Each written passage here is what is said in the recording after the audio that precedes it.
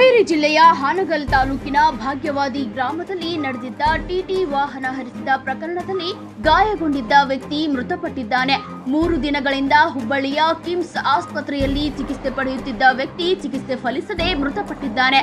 ಇದು ಅಪಘಾತವಲ್ಲ, ಉದ್ದೇಶಪೂರ್ವಕವಾಗಿ ವಾಹನ ಹರಿಸಿ ಕೊಲೆ ಮಾಡಲಾಗಿದೆ ಎಂದು ಮೃತರ ಕುಟುಂಬಸ್ಥರು ಗಂಭೀರ ಆರೋಪ ಮಾಡಿದ್ದಾರೆ. ಜುಲೈ 14ರ ಸಂಜೆ ಹಾನಗಲ್ ತಾಲೂಕಿನ ಭಾಗ್ಯವಾದಿ ಗ್ರಾಮದಲ್ಲಿ ಗಲಾಟೆಯೊಂದು ನಡೆದಿತ್ತು. ಈ ವೇಳೆ 56 ವರ್ಷದ ಅಡಿವೆಪ್ಪ ವಾಸಪ್ಪ ಉದ್ದನಕಾಲ ಅವರ ಮೇಲೆ ಟಿಟಿ ವಾಹನ ಹರಿಸಲಾಗಿದೆ ಎಂಬ ಆರೋಪ ಕೇಳಿಬಂದಿದೆ. ಈ ಪ್ರಕರಣದಲ್ಲಿ ಸಿದ್ದಪ್ಪ ಅಲಿಯಾಸ್ ದಾಸಪ್ಪ ಹಾಗೂ ಹನುಮಂತಪ್ಪ ವಡ್ಡರ್ ವಿರುದ್ಧ ಆರೋಪ ಕೇಳಿಬಂದಿದ್ದು, ಘಟನೆಯಲ್ಲಿ ಗಂಭೀರವಾಗಿ ಗಾಯಗೊಂಡ ಅಡಿವೆಪ್ಪ ಅವರನ್ನು ಮೊದಲಿಗೆ ಹಾವೇರಿ ಜಿಲ್ಲಾಸ್ಪತ್ರೆಗೆ ದಾಖಲಿಸಲಾಗಿತ್ತು. ಬಳಿಕ ಹೆಚ್ಚಿನ ಚಿಕಿತ್ಸೆಗೆ ಹುಬ್ಬಳ್ಳಿಯ ಕಿಮ್ಸ್ ಆಸ್ಪತ್ರೆಗೆ ರವಾನಿಸಲಾಗಿತ್ತು. ಸರ್, ಇದು ನಮ್ಮ ಅಪ್ಪರಿಗೆ ಸರ್, ಇವರು ಯಾರಂತಂದ್ರೆ ಇದು 3 ಕುಟುಂಬಗಳ ನಡುವೆ ನಡೆದಂಥ ಜಗಳ ಸರ್. ಇದು ಆ್ಯಕ್ಚುಲಿ ಆ ಜಗಳಕ್ಕೆ ನಮ್ಮ ಅಪ್ಪಾಜಿಗೆ ಏನು ಸಂಬಂಧ ಇಲ್ಲ. ಆ್ಯಕ್ಚುಲಿ ನಮ್ಮ ಅಪ್ಪ ಏನಂತಂದ್ರೆ ಈ ದಾಸಪ್ಪ ಅಲಿಯಾಸ್ ಸಿದ್ದಪ್ಪ ನಾಗಪ್ಪ ವಡ್ಡರ್ ಮತ್ತೆ ಉಡ್ಚಪ್ಪ ಬಸವಣ್ಣಪ್ಪ ಉದ್ದನಕಾಲ, ಈ ಮಾಲ್ತೇಶ್ ನಿಂಗಪ್ಪ ಕಾಮೇರ್, ಈ 3 ಕುಟುಂಬಗಳ ನಡುವೆ ಜಗಳ. ಅದು ಅವ್ರವ್ರ ಪರ್ಸನಲ್ ಸರ್, ಅದು ನಮ್ಗೆ ಗೊತ್ತಿಲ್ಲ. ಬಟ್ ಏನಾಗಿದೆ ಅಂದ್ರೆ ನಾವು ಇವರು ಯಾರಂತಂದ್ರೆ ಕಾಮೇರ್ ಇದನ್ನ ಮಾಲ್ತೇಶ್ ನಿಂಗಪ್ಪ ಕಾಮೇರ್ ಇದಾರಲ್ಲ, ಅವರಿಗೆ ಮತ್ತು ಉಡ್ಚಪ್ಪರ್ಗೆ ಅದು ದಾರಿನ ಸಂಬಂಧ ಏನೋ ಒಂದು ಸ್ವಲ್ಪ ಜಗಳ ಇತ್ತಂತ ಸರ್. ಆ ಜಗಳ ಇದ್ದಾಗ ಈ ಮಾಲ್ತೇಶ ನಿಂಗಪ್ಪ ಕಾಮೇರ್ ಇವ್ರ ಪರವಾಗಿ ಈ ಸಿದ್ದಪ್ಪ ಅಲಿಯಾಸ್ ದಾಸಪ್ಪ ವಡ್ಡರ್ ಇವರು ಅವ್ರ ಪರವಾಗಿ ಬಂದು ನಮ್ಮ ದೊಡ್ಡಪ್ಪನ ಮಕ್ಕಳ ಮೇಲೆ ಹಲ್ಲೆ ಹಾಗೂ ನಮ್ಮ ಅಪ್ಪಾಜಿ ಮೇಲೇನೂ ಕೂಡ ಏನು ಮಾಡಿದ್ರೆ ಟಿ ಗಾಡಿ ತೊಗೊಂಬಂದು ಅವರಿಗೆ ಇದನ್ನ ಮಾಡ್ಯಾರ ಸರ್. ಆಕ್ಸಿಡೆಂಟ್ ಮಾಡಿ ಅಂದ್ರೆ ಬಂದು ಡೈರೆಕ್ಟಾಗಿ ಗುದ್ದು ಜೀವ ತೆಗೆದುಬಿಟ್ಟಿದ್ದಾರೆ.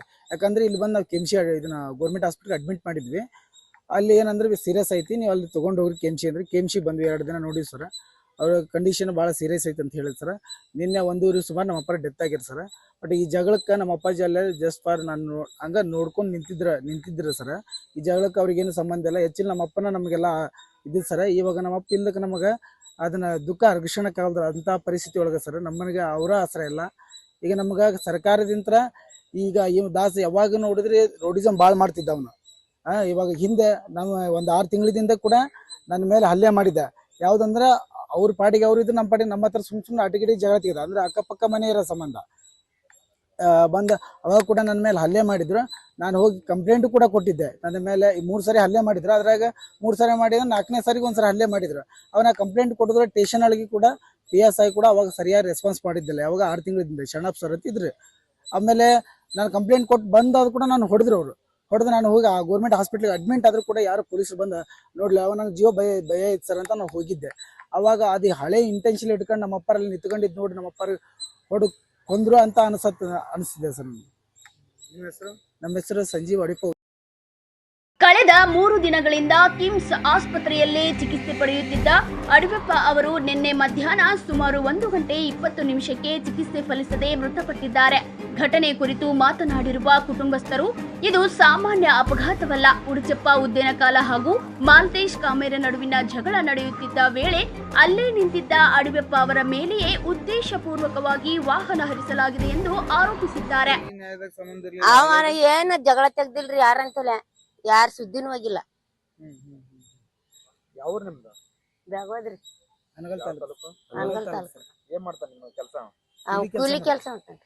ಅವ ಗುದ್ದಿದವ ಟಿಟಿ ಗಾಡಿ ತಗೊಂಡು ಗಾಡಿ ಓಡಿಸ್ತಾನ್ರಿ. ಗಾಡಿ ಓಡಿಸ್ತಾನ. ಈಗೇನ್ ನಿಮ್ಮ ಮಗಂದ ಆಕ್ಸಿಡೆಂಟ್ ಅಂತೀರ ಏನು ಕೊಲೆ ಅಂತೀರಿ? ಇದು ತಮ್ರಿ ಮಗಲ್ಲ, ಈ ಆಕ್ಸಿಡೆಂಟ್ ಮಾಡ್ಯಾರಿ.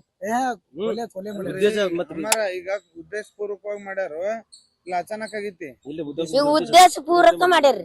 ಕೊಲೆನ ಅಂತೀರಿ? ಉದ್ದೇಶ ಪೂರಕ ಮಾಡ್ಯಾರಿ ನಮ್ಮ ತಮ್ಮರ್ನ. ಎಷ್ಟು ದಿನ ಆಯ್ತು ನಿಮ್ ಕೆಮ್ಸಾಗ? 3 ದಿನ ಆತ್ರಿ, 4 ದಿನ ಆತ್ರಿ. ಮಂಗಳವಾರ ಬಂದವ್ರಿ. ಕಂಪ್ಲೇಂಟ್ ಕೊಟ್ಟಿರನ? ಕಂಪ್ಲೇಂಟ್ ಆಗೈತೆ ಸರ್. 2 ಕಡೆ ಅವ್ರವ್ರ ಜಗಳದಾಗ ಸರ್. ಹೆಸರಮ್ಮ? ಇದಲ್ಲದೆ ಜಾಗದ ವಿಚಾರವಾಗಿ ಈ ಹಿಂದೆ ಆರೋಪಿ ದಾಸಪ್ಪ ಹಾಗೂ ಅಡಿವೆಪ್ಪ ನಡುವೆ ಗಲಾಟೆ ನಡೆದಿತ್ತು. ಆ ದ್ವೇಷದ ಹಿನ್ನೆಲೆಯಲ್ಲೇ ಕೊಲೆ ಮಾಡುವ ಉದ್ದೇಶದಿಂದ ವಾಹನ ಹರಿಸಲಾಗಿದೆ ಎಂದು ಕುಟುಂಬಸ್ಥರು ಆರೋಪಿಸಿದ್ದಾರೆ. ಸದ್ಯ ಕಿಮ್ಸ್ ಆಸ್ಪತ್ರೆಯ ಶವಾಗಾರದಲ್ಲಿ ಮರಣೋತ್ತರ ಪರೀಕ್ಷೆ ಪೂರ್ಣಗೊಂಡಿದ್ದು, ಬಳಿಕ ಮೃತದೇಹವನ್ನು ಕುಟುಂಬಸ್ಥರಿಗೆ ಹಸ್ತಾಂತರಿಸಲಾಗುತ್ತೆ. ಅಂತ್ಯ ಸಂಸ್ಕಾರಕ್ಕಾಗಿ ಮೃತದೇಹವನ್ನು ಸ್ವಗ್ರಾಮ ಭಾಗ್ಯವಾಡಿಗೆ ಕರೆದೊಯ್ಯಲಾಗುತ್ತೆ. ವೆಂಕಟೇಶ್ ದಾಸರ್, ಜನಮನ ಸುದ್ದಿ, ಹುಬ್ಬಳ್ಳಿ.